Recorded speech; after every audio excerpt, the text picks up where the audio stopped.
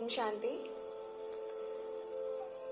First of all, thank you so much for giving me this opportunity to share my experiences here. Now, since I am on the stage, the first thing I can remember is 2015 या 14 की बात है. School का annual function था और मैं host करने वाली थी एंड मैं थोड़ी नर्वस थी. तो मेरे पापा ने मुझे बोला कि assume that the audience is deaf and blind and then you will be confident. And I really implemented it. And वो बहुत अच्छा एनुअल फंक्शन होस्ट हुआ था. उसके बाद जब जब मुझे लाइफ में कोई डाउट आता है ना, तो मेरे पापा मुझसे बोलते हैं कि हनुमान जी को भी पता नहीं था उनके पास कितनी शक्तियाँ हैं.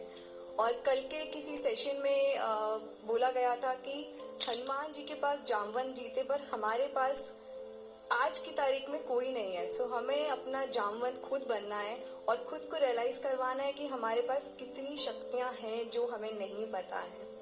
तो मेरे पापा मुझसे हमेशा बोलते हैं कि तुझे नहीं पता है कि तेरे अंदर कितनी शक्तियाँ हैं या फिर तू क्या कर सकती है, बट अगर तू वो चीज़ें नहीं करेगी या फिर ट्राई नहीं करेगी तो तुझे कभी पता ही नहीं चलेगा कि कितनी शक्तियाँ और हैं. एंड अभी लास्ट के एक सेशन में भी बोला गया कि the true purpose of the life is to realise one's true potential and do whatever we can do on this world.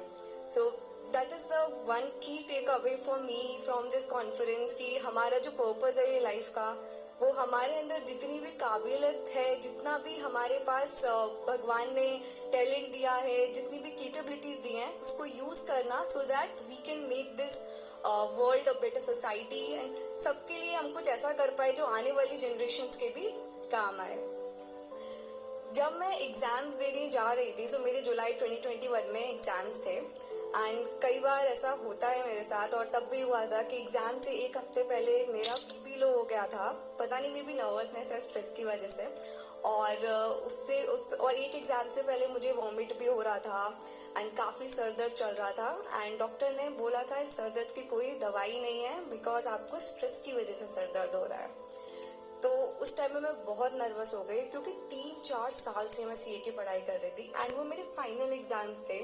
तो I was literally crying to my mom and मैं अपनी मम्मा को बोल रही थी कि मेरे साथ ही ऐसा क्यों हो रहा है, मेरा एग्ज़ाम से एक हफ्ते पहले तबीयत क्यों ख़राब हो रही है. एंड उन्होंने बोला कि तूने अपना बेस्ट किया है, पॉजिटिव माइंडसेट के साथ एग्ज़ाम लिखने जाओ, सब कुछ बहुत अच्छा होगा.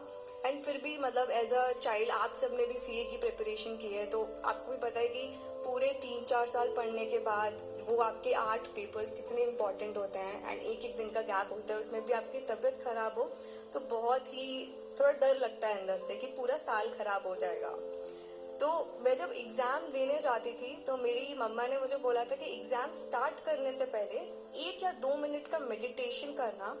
एंड अभी जैसे शिवानी बहन ने भी बोला कि मेडिटेशन का मतलब ये नहीं होता कि हम कुछ सोच नहीं रहे हैं, वो तो पॉसिबल ही नहीं है. उसका मतलब ये होता है हम सही चीज़ें सोच रहे हैं, हम अपने थॉट्स को एक डायरेक्शन दे रहे हैं.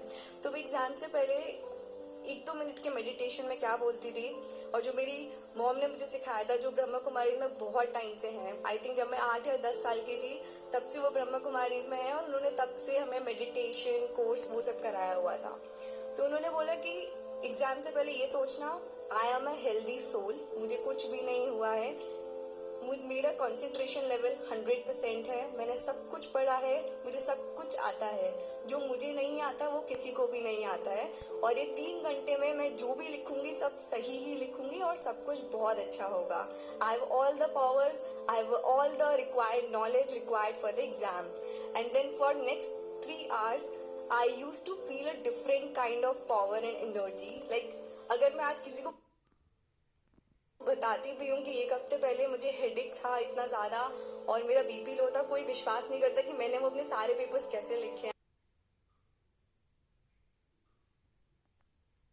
बट मुझे भी कभी कभार विश्वास नहीं होता. वो 8 पेपर्स देने के बाद मैं फिर भी बहुत डाउट में थी कि क्या होगा, कैसे पेपर्स गए हैं. बीच में एक बार मैं पेपर से आने के बाद थोड़ा सा डिजी भी फील कर रही थी और फिर मेरे पापा मुझे डॉक्टर के पास लेके गए. तो उन्होंने बोला कि मैं आपको कोई दवाई दूंगा, आपको नींद आएगी, मैं आपको दवाई दे ही नहीं सकता, आप रेस्ट करो और जितना पढ़ सकते हो उतना पढ़ो. पर जैसे हमारे एक सेशन में भी मेंशन हुआ कि हम जो पूरी साल करते हैं उसका फल हमें मिलता है रादर देन हम एग्जाम के 1-2 दिन पहले जो पढ़ते हैं. तो सिर्फ पूरे साल जो पढ़ाई की हुई थी तो वो एक दो दिन पहले भी अगर पूरा रिवीजन नहीं हो पा रहा था तो वो चीजें इतनी अच्छे से आती थी कि उसका कोई इफेक्ट नहीं पड़ा मेरे एग्जाम्स पे। तो एग्जाम्स हो गए थे, I was positive but anxious as well. अब जिस दिन 13 सितंबर को मेरा रिजल्ट आने वाला था उससे एक रात पहले मेरे रूम में मेरी एक फोटो है जो एक्सीडेंटली मेरे भाई के हाथ से गिर गई थी। मेरा भाई यहीं बैठा हुआ है सेकंड रो में। तो मुझे ना बहुत डर लगा था क्योंकि यूजुअली हम ऐसे देखते हैं ना सीरियल्स वगैरह में कि फोटो गिर जाना एक अपशगुन होता है, कुछ बुरा होने वाला होता है। तो जब मेरी फोटो गिर गई थी तो मुझे लगा अब तो बहुत खराब रिजल्ट आने वाला है, सीए क्लियर ही नहीं होगा। और मैं बहुत रोई, वो सुबह भी बहुत रोई। और मुझे दिलासा देने के लिए मेरे मम्मी पापा मेरा वो फोटो जोड़ने का भी ट्राई कर रहे थे। एंड मेरे पेरेंट्स मुझसे बोल रहे थे कि सब अच्छा ही होगा, सब अच्छा होगा, टेंशन मत लो, ये सब तो मतलब फोटो गिर गई उससे ये थोड़ी ना कि 3 साल की जो मेहनत की है वो मतलब बर्बाद हो जाएगी। एंड काफी समझा रहे थे बट इवेंचुअली हमें लगता है कि हमारे पेरेंट्स तो हमेशा हमें पॉजिटिव चीजें ही बोलते रहते हैं बट हमेशा ऐसा नहीं होता है। एंड 2 बजे रिजल्ट आया था। सबसे पहले मेरे भाई ने मेरा अपना रिजल्ट चेक किया था, he got all India rank 18। And फिर मेरा रिजल्ट हमने चेक किया एंड पहले हमने मार्क्स देखे। मेरे को सबसे पहले तो मैं पास हो जाऊं, मुझे अटेम्प्ट्स नहीं लगवाने हैं अपने, तो मैं पास थी। उसके बाद हमने मेरा रैंक चेक किया and it was AIR1 and I couldn't like stop crying at that moment. And उस टाइम पे मुझे एक्चुअली पॉजिटिविटी और ये सब चीज़ों का ट्रू मीनिंग समझ आया कि ऑल्दो काफ़ी सारी चीज़ें बातें चली आ रही हैं कि अगर ऐसा होगा तो बुरा होता है, इसका अगर कुछ फोटो गिर जाए, कुछ टूट जाए तो कुछ गलत होने वाला है या सही होने वाला है। बट अगर आपने अपना कर्मा अच्छे से किया है, अपना हार्डवर्क अच्छे से किया है, तो कोई भी अपशगुन या कोई भी ऐसी चीज आपके रिजल्ट को नहीं बदल सकती है। Your Karma always stage with you. अभी मैं सीए बनने के बाद मैंने बॉस्टन कंसल्टिंग ग्रुप में 1.5 साल जॉब किया था मैनेजमेंट कंसल्टिंग में। एंड उसके बाद अभी I am working with a Singapore based private equity fund. अभी आप सब लोग रिलेट कर पाएंगे कि फाइनेंस में लाइफ, इनफैक्ट नॉट फाइनेंस, काफ़ी ऐसे जॉब्स हैं जिसमें हमारा लाइफ इतना हेक्टिक हो चुका है। हम सुबह 8 बजे से उठते हैं, 7 बजे से उठते हैं, depending on our office timings. हम ऑफिस जाते हैं, शाम को ऑफिस से आते हैं और उसके बाद भी फिर काम करते हैं, काफ़ी काम होता है, वर्क नेवर एंड्स। एंड मुझे आई थिंक आप सब लोग रिलेट कर पाएंगे बट एटलीस्ट मेरे साथ ऐसा काफ़ी टाइम से होने लगा है कि I try to be productive at every point of time. एक तो हर तरफ ये जो इतना प्रोडक्टिविटी पर लोग फोकस करने लगे हैं कि हर टाइम खुद को बिजी करना है, 5 मिनट भी खाली नहीं रहने चाहिए। Even though they are travelling तो फोन में कुछ काम कर रहे हैं, लैपटॉप पे कुछ काम कर रहे हैं। And we are thinking that कि हमारा प्रोडक्टिविटी एफिशिएंसी बहुत अच्छा हो रहा है इससे। Recently someone told me about a book called deep work.